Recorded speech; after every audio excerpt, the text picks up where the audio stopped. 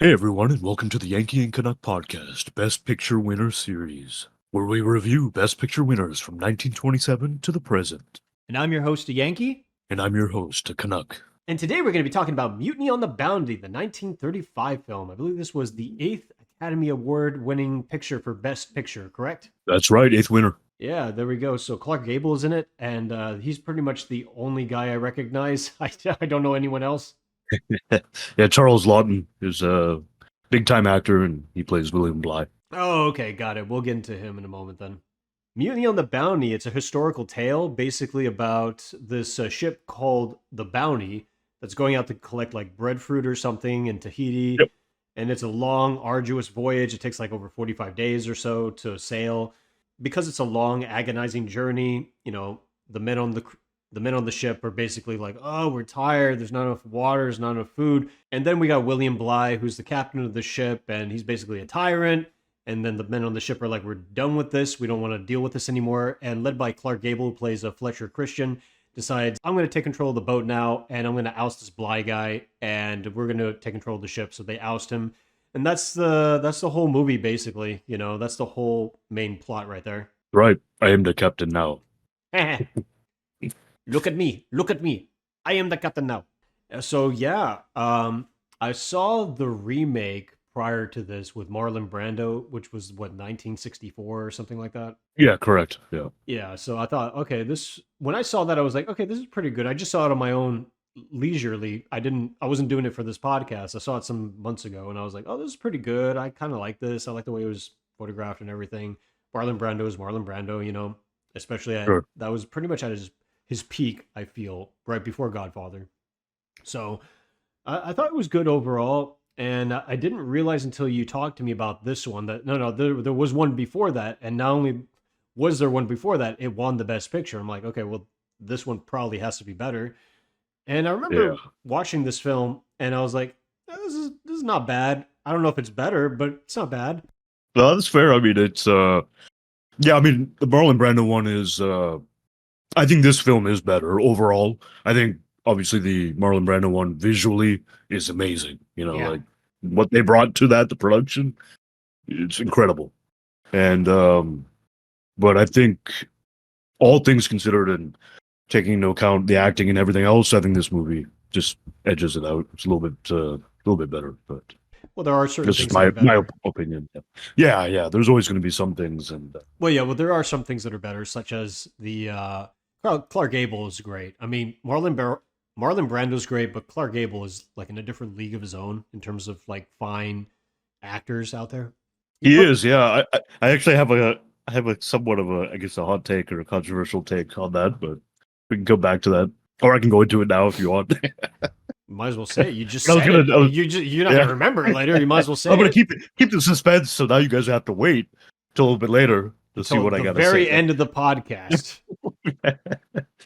So yeah, I mean, as far as performances, obviously Clark Gable being probably the most famous, other than Charles Lawton, and Charles Lawton, I thought did a great job. I mean, as a cruel tyrant, whipping and hanging people. Yeah. I mean, those 300 lashes to the one guy in the beginning, and then he died, and then Bligh's like, continue with the flogging. The It's the like, what? the whipping was kind of funny because at one point they just got a piece of what looked like string and they were just whipping him like a little kid, like. I was like, Yeah, I mean, is that the actual whipping that they're actually going to do? Because that looks so stupid.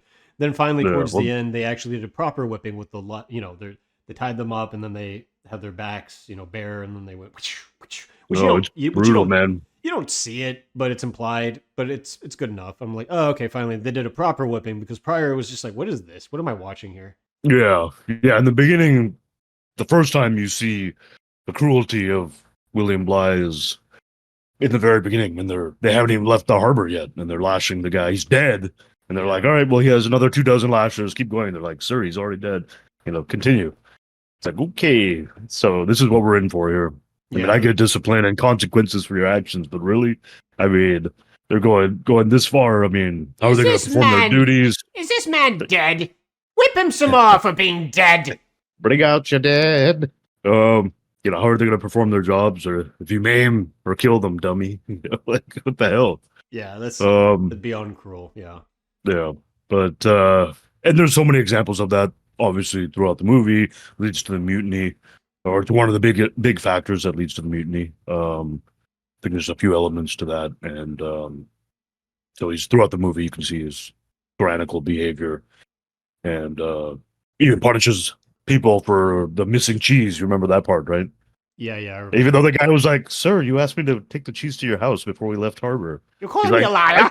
You're calling me a liar? like, Get oh, out of my shit. face! Yeah, man. He knew it too, and he still went through the punishment. Like, oof. Yeah, and he This wasn't guy's a nearly. super villain, man. Yeah, but he wasn't nearly as cruel as to his officers when they were having that lunch later on in the movie. They're like, Did you see Right. that? Insolence! Insolence! and then Clark Yeah. Gable's like, "I'm gonna get out of here because you are a prick." Yeah, Excuse like, me, gentlemen. And then he leaves. Lost my appetite. I lost Yeah. my appetite, and then he turns to the other two guys. They're like, Yeah, I'm in the right? Oh, you think I'm an asshole too? F- you both do. Yeah, he's isolated himself. I mean, yeah. being a colossal prick. I mean, you know. Why- So, why but would either way, You're out in the middle of the yeah. ocean. Why would you be that massive of an asshole? I mean, like, you're gonna have no backup at some point, which leads into Exactly. historically he gets ousted on the little boat, like banished, Yeah, the lifeboat. Yeah, I mean, ostracized from the crew. Yeah, yeah, I mean, I think his performance, just in my opinion, iconic performance. I mean, and then also the change in his demeanor and behavior when after the post mutiny and he's on the lifeboat, Mhm. you know, and then you see him change out of necessity, right? Because if he keeps that up, they're just gonna throw him off the lifeboat. So there was so many travels to the South Pacific at that time. Captain Cook had already been there many times, and they do mention that in the movie when the chief. Hiti is like, "Where is Captain Cook?" And Bly's like, "He's dead." He's like, "Oh." So Can this, I I think, was have the his third. hat? But can I have his hat? Yeah, sure, you can have Yeah. his hat. Get his hat. we don't have his hat. Get a hat. God damn Get it. a hat. Yeah, it's not even the hat. Well, he also asked, "Where's the king?" He's like, "King George. Where's King George?" It's like, Oh, yeah, that's right. You thought the king was gonna be coming here? I don't think so. You know what? Overall, I felt like the first act was pretty slow. I understand you had to introduce all the characters, and there were a lot of characters to get introduced to, but I felt like it had a very snail pace at times, and I was just kind of getting impatient. I was like, okay, guys, I got it. There's a crew, and they're on a ship. Let's get on Yeah. with it. It's not until the actual, not the mutiny itself, but the events leading up to the mutiny happen, when all the whipping and the torturing and all that stuff happens. I'm like, okay, now the film's kind of picking up now. And then finally, when you Right. get to the islands, you get to Tahiti and stuff, and then especially when you get to the Yeah. final part where the mutiny happens, I thought, okay, this is pretty good. But the first half was like, or the first act rather, was just like, oh my god, this is going too slowly for me. Yeah. No, I mean, I can see that. It's funny because I've seen this movie. This might be my third time seeing it, and I don't remember the beginning being that kind of slow. The amount of time that they're in the harbor in South England, I think it's Portsmouth Harbor, I think. Well, they say that in the movie, but I think in real life it was a different harbor, but in South England. But yeah, it kind of went on for a little too long. And one of the only complaints I really have with the movie is the sound at that part when they're preparing and Bly's giving the commands to, unwrap the sails and do this and do that. They got the music playing so loud you can barely hear the dialogue. And it's just a few minutes, but I was like, why is this music so loud? I don't remember this being the case. And so that is one complaint I had in the movie. Yeah, I In the don't know if beginning. it's necessarily because of the movie or it's because of the copy. Right, yeah. I've never That's- noticed that before, so that's why I have some suspicion that it may have been the copy. I don't know. Yeah, it but could be a bad sound mix or something like that. It happens. It's an old film. It's 1935, so yeah, you're gonna have certain copies that are like scanned that are not really done properly. So that could have been the issue there. exactly. Yeah. And so that part in the beginning, along with the, it being a little on the slow side. And honestly, the movie is over 2 hours, and I don't even recall it being over 2 hours. I could have sworn, having seen it before, it was like 90 minutes. No, And it's pretty long. Yeah, it's 2 hours, and it feels like 2 hours, let's be honest. So yeah. So It really I still does. like it. I still think it's a very good movie, and but yeah, that there are some complaints I have, that we have. So Yeah, I mean that's really my only real complaint. It just feels so slow at times, and like there are a lot of yeah, characters. Most of them are not particularly memorable. The only exceptions, of course, being Clark Gable, Fletcher Christian, but also like the peg leg guy who he's yeah, like, "Yeah, you ever hear about how I lost my leg?" And it's just like he's changing his story constantly, so you never really truly know right. how he lost his leg. And I'm like, okay, that's a pretty cool character quirk.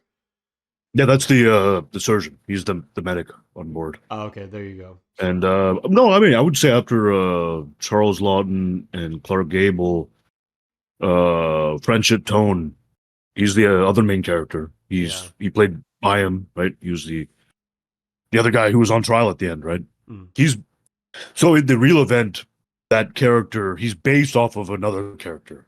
I forgot what his name was, but that character was among the three that were charged, and he had an appeal, and he was acquitted, I think, by the king, and because he comes from privilege and has a wealthy family and whatnot. The other two guys they hung for the mutiny, yeah. As a matter of fact, and that was not clear in the movie at all because we had to look back and be like, "Hey, what happened to these other people?" I'm like, I guess they got hung because they didn't make it explicitly clear. I guess it's assumed that they did. But yeah, because the other guy had rich bitch connections, they were like, "Ah, let him off."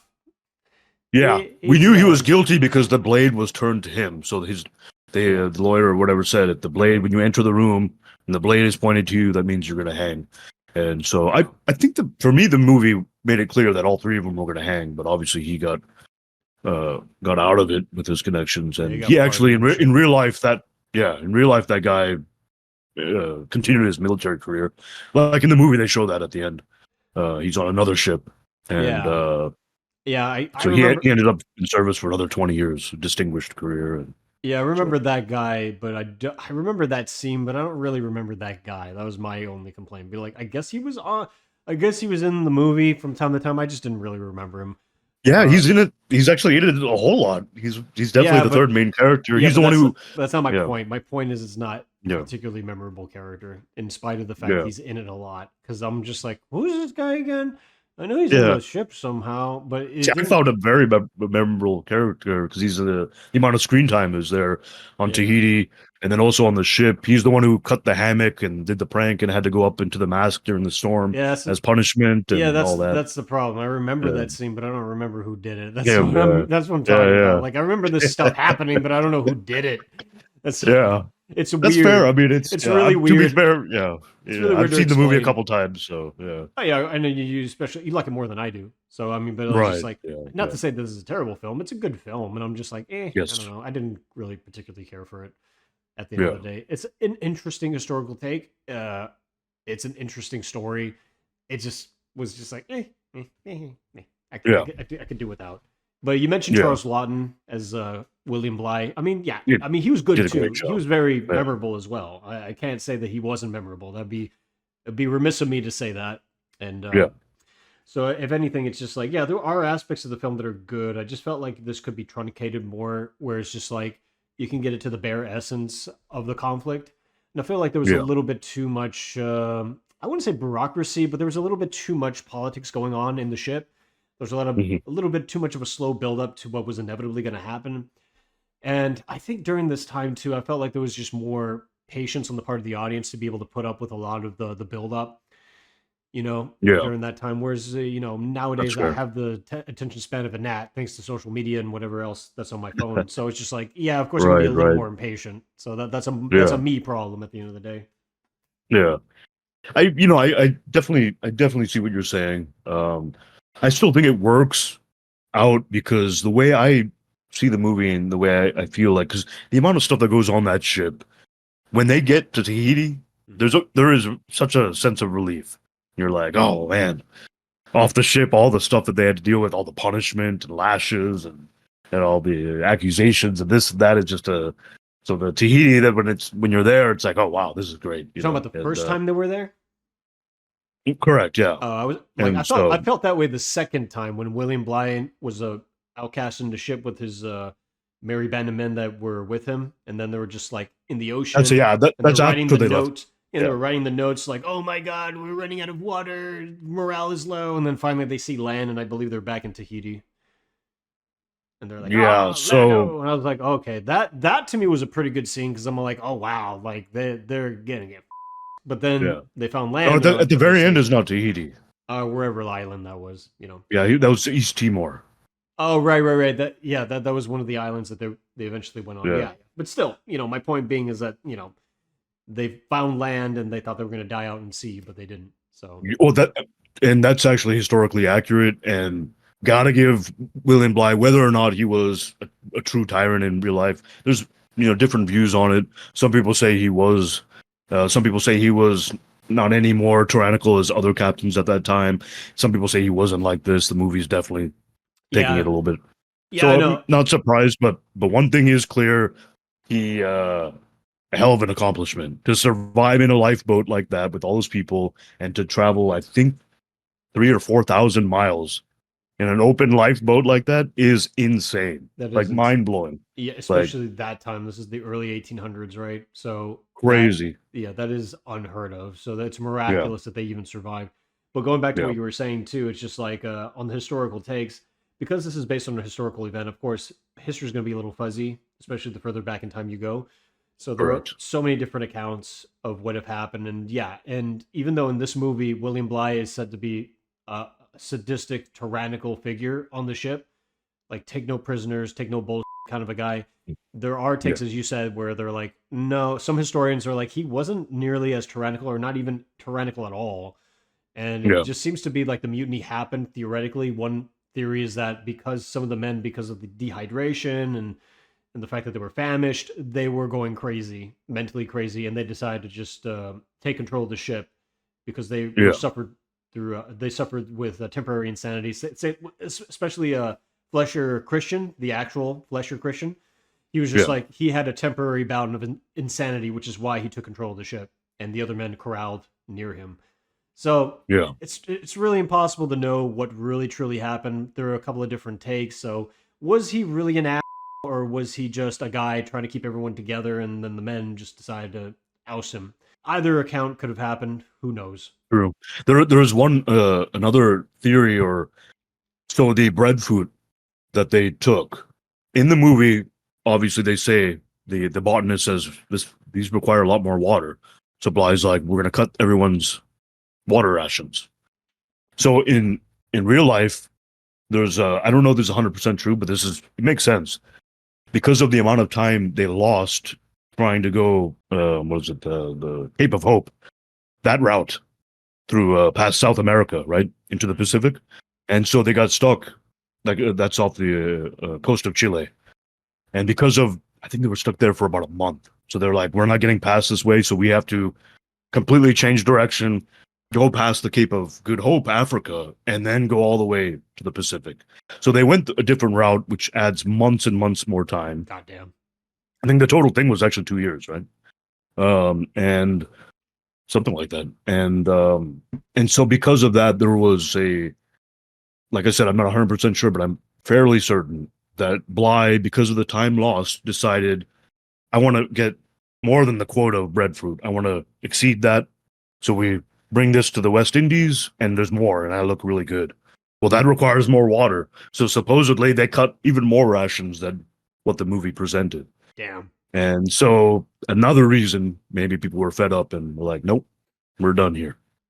So I there's I mean, think a lot of things that may have, let alone his corporal punishment and whatnot. And so there could have been other factors and just to reach the boiling point. And yeah, I think it was just a perfect sequence of events that led to people just rioting at the end of the day. So long travel yeah, time, uh, cutting the rations because you want to bring in more supplies on board that need that water. And there's yeah. it's also in the remake, but that scene in this film too, where when they take over the ship, they're just throwing all the breadfruit out in form of defiance. Yeah, they have no need for it.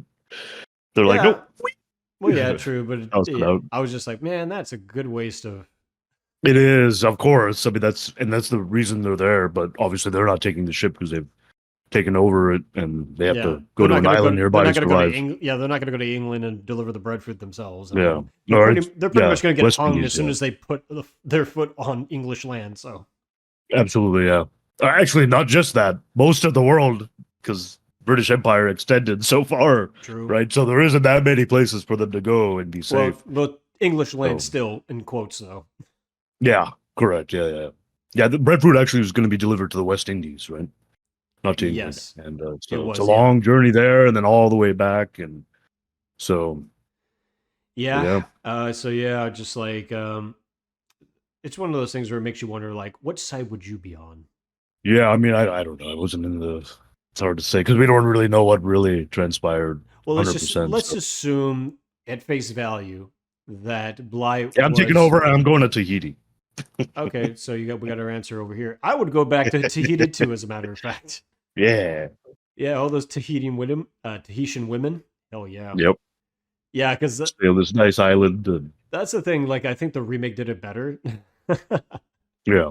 Like, first of all, it's big, and like the scope of the picture that you see is huge. Like the island looks bigger, like really big, and Yeah. all these people, especially Tahitian women, coming out and stuff, are like, oh my god, I'm like, and they're all beautiful, Yeah. and you're just like, come on.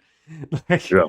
I'm sure most of them were, but still, Yeah. it's just like it's kind of like a picturesque, like fantasy, essentially, is what that is. Absolutely. Yep. But historically, that was the case too. Once they landed in Tahiti, like the men were like, we don't want to go. We like it here. Yeah. And they're like, no, you're coming with us. We need you. They were there for 3, 4, 5 months, I think. Yeah. And so, but they were still like, we need more R&R. 3 more months. I don't blame Stay a them. little bit longer. I got a family now. I got a Tahitian wife, and we got a kid coming the Yeah. way. So I think we need at least a minimum of 3 years, guys. What do you think? 3 years. Yeah. Oh, jeez. I mean, yeah. One thing I do want to that I forgot to mention when we were talking about the actors and the performances, that this is the only movie that 3 actors in the film were nominated for Best Actor. Oh, really? Interesting. Yeah, Gable and Lawton and Tone, Who who won? played. It's a good question. I didn't look this up, so I might as well look it up right now. Hold on. Yeah. Bye, bye, Did bye, they bye, all bye. win? We're professional people. We're all professional. One Okay, Best okay, Actor, the other ones are supporting. Check this out. Yeah. As you mentioned, for Best Actor, Clark Gable, Charles Lawton, and French and Tone. French and Tone. They were all nominated. Yes. Guess who won? Charles Lawton. No. I should have guessed Clark Gable because it's Clark Gable at that time. That would have been No. a good guess, but it was actually Tone. Victor McLaughlin This is an outrage. for the movie The Informer, Oh, okay. which I never seen. But Yes. Is that an MGM movie? that is a RKO Pictures film. Okay. 'Cause MGM, at this Academy, I think MGM was mostly competing with themselves. They had like 4 movies out of the 10 of them, I think, or 12 of them. That was the case historically, yes, but I think things Historically, got right, yeah. more lax as because I think at some point people realized, like, hey, this is not a highfalutin. We're gonna sniff our own farts and congratulate ourselves, kind of. I mean, it still is. Let's be honest, but it's like we're gonna Right, take this a right. little bit more seriously, make it more of a competition, just make it so that people could be able to compete and be able to bring out the best out of themselves. I'm assuming.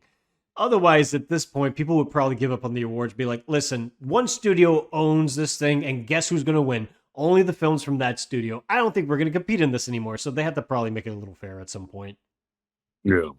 That's my guess. But that Probably, yeah, you're probably right, to be honest. I mean, yeah, because I mean, Gotta like, be it. who wants to participate in this if it's clearly rigged? yeah.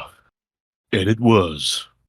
But interestingly enough, the one who won Best Director according to this is John Ford for The Informer. Okay. So it's interesting that the Best Actor and the Best Director were won by The Informer, but of course, There's only one Best Picture. That was the only. It was nominated for a lot of awards, but it only won Best Picture. yeah, and The Informer Okay. clearly, based on what I'm seeing here, should have actually won Mhm. Best Picture, but for whatever reason, it went to Beauty and the Bounty. So Frank Lloyd. It's the second winner because we already saw his other movie, Cavalcade. was that Cavalcade or was that Cavalcade, yeah. He directed Cavalcade for sure. Did he for real? Yeah. I know we did. I thought it was. Oh God, I thought it was Not Cimarron. not Cimarron. Fuck that movie. Cimarron! Like it happened one night. Oh yeah. No, he didn't do that. He didn't do that. Man, No, I'm getting my man confused here. Wish it I was. don't remember. Who was that? Yeah, it was Calvin Klein. You're correct. It was a different dude. Yeah, the guy who did that is the guy who did Mr. Deeds. Uh, Capra, Frank Capra, Capra. That's why I'm confusing them. Capra. Yeah, Frank Capra versus Frank Lloyd. That's why Franks. I swear. yeah. But regardless, Well, you know, a fun fact. What's the other one we saw? Grand Hotel, of course, with Joan Crawford. yeah. The actor Franchot Tone was married to Joan Crawford at that time in the 30s. Well, this town was extremely small back in the day. Yeah, A lot of but incest happening, so to speak. no, no. Not literal What incest. You know what I'm talking about. the hell? What's wrong with you? A lot of cross pollination. Yeah, yeah. It's like a Kevin Bacon, but like everyone's like related to someone Right, in this right. town, or is associated rather is the proper term to someone, Yeah, So interesting. yeah. Yeah, I mean, all in all, I would also, I think there was a lot of scenes in the movie I thought that were pretty funny. Yeah. For example, the lantern scene. That was pretty funny when they're Oh, discussing the navigation problems, yeah. and then he swings the lantern. They're all starting to look at it. They get sick, and then Clark Gable, Fletcher Christian, walks in, and he's like, after they run off, and then he looks at it for a minute, and he's like, "Oh, I think I'm gonna get throw up too." And then he's Yeah. like, "Nope." Yeah, I like that scene particularly because that scene was written to make him look good. Like I'm the last man standing. I will be able to Yeah, prevail. yeah, But at exactly. the end, even he couldn't withstand that. So that was good because Yeah, it's a way to make as an actor, it's a way to make you look good, but at the same time, still make you look human at the same time. yeah, So I thought, okay, this is really clever bit of writing here. I like it. yeah. That's a good way to put it. Yeah. So that's one of those funny scenes, and the hammock prank was funny. Of course, it leads to a severe punishment by Yeah. Bly, but whoops. But what else? On the island, Hiti's daughter only says one word in English. Yes, that was pretty funny. Were Yes, those people yes. those people looked white? Were they really Tahitian? No, I mean a lot of them were American, but a lot of them were from Hawaii, and some of them were Polynesian or Polynesian descent, Oh, I see. and native Hawaiians as well. And Yeah, one of the, I think Tahani, the actress who played Tahani, or the other actress my was actually Mamiiti? maybe, yeah. I forgot which actress was married to Marlon Brando. Oh, really? Yeah, That is a very interesting which coincidence. is interesting because he was in the remake of this movie. So Exactly, that's what I'm talking it's about. it's strange, eh? Let's But see. Well, it wasn't her, so it had to have been the other woman, yeah, the one I'm looking at. Tahani maybe, yeah. But yeah, so there's a lot of funny scenes in the movie to go along with it, and like I said, good acting. And okay, here's going to be. I actually think the actor who played Byam, Tone, I think he actually, in many ways, did a better job acting than Clark Gable in this movie. He's the guy we see at the end, right? Where he gets He's judged? in the whole. Yeah, I mean, he's in the whole movie. He's the third main character. Yeah, but for my purposes of remembering, he's the guy at the end. Right, right. Honestly, here's what I'm going to say is obviously Clark Gable is one of the most, famous and notable and greatest actors of all time and of that time and of all time, sure. Seen many of his films and he's really good, of course. Everyone knows that, but at the same time, the more and more I see him in movies, right, I'm just like he's kind of the same in every movie, right? And he doesn't have as much depth as some of these other actors at Yeah, that time. the range He's is either not got there. that smirk on his face or a blank face or he's raising his voice. And, Yeah, like it's kind of the same. It's true, but that's the same of a lot of A-list actors. Will True. Smith, Tom That's fair. Cruise. You can name a bunch of people where they're just like they're not going to be like Johnny Depp. They're not going to be like what's his face, the guy who just retired but he may come back. Guy from There Will Be Blood. What the hell is his name? Daniel Day-Lewis. Yeah, that guy. So I mean, just like and then of course Marlon Brando. I mean, just like. And even then, you could probably argue Marlon Brando's kind of the same in a lot of the films, but at the same time, not really, because he transformed into Don Corleone in The Godfather. So he could really have a range that's, Apocalypse Now. Yeah, Apocalypse Now is another one too. Just like there's a range there that maybe not tapped into yet until you put him in the right movie. So Yeah, but at Yeah. the same time, there's some actors that, because of their sheer charisma, they exude charisma so much. It's just like just showing up and seeing them play themselves is sometimes enough. Right. Maybe not to you or me at times, but to a lot of people, like Vin Diesel, for That's instance. fair. Like, oh, it's like I am Vin Diesel or whatever, and it's just like, yeah, he's what's his face from Right. Fast and Furious. That's what you're gonna get. Right. Yeah. No, that's true. Excuse me. It's a good point. But in this movie, excuse me, I would say he was probably the third, in terms of the acting In terms after of Charles Lawton and Tone.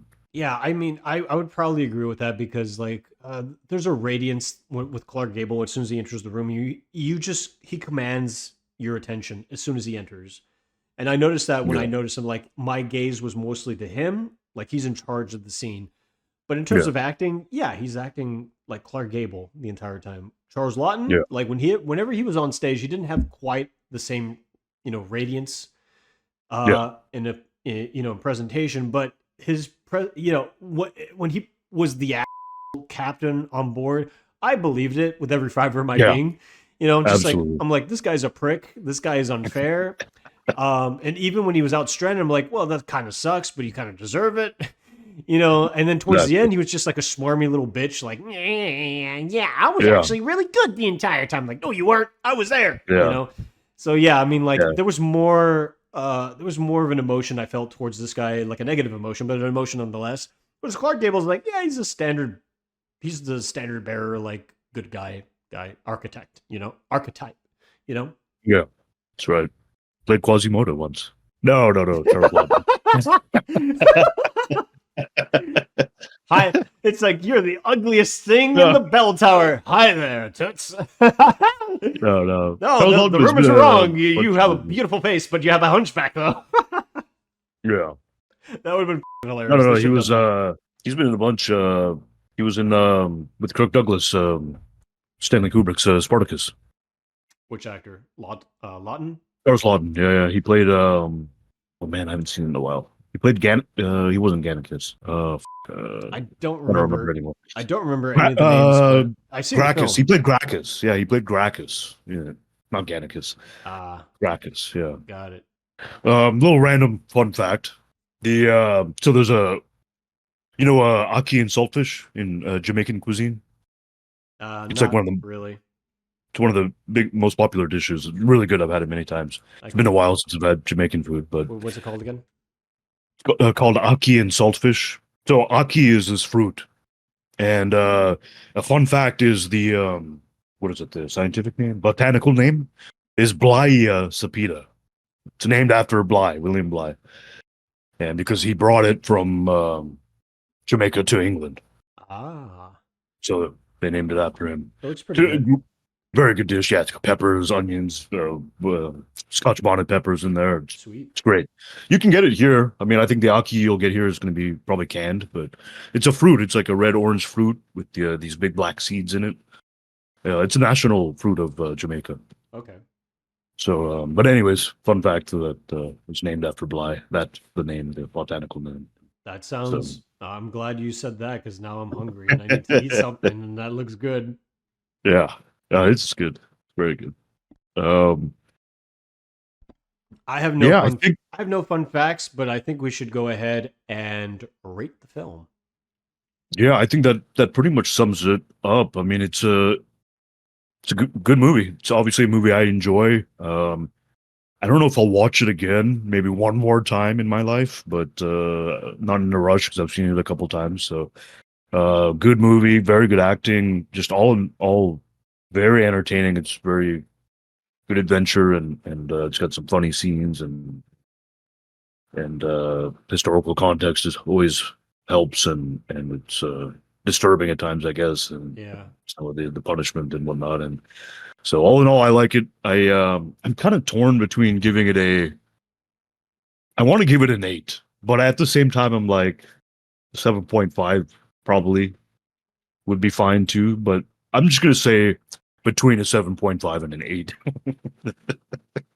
Undecisive over here. Okay. Yeah. I Indecisive. mean, both are fair. I think a 7.5 is fair. It's a good film. but I think an 8 would be appropriate as well. It's a really good film.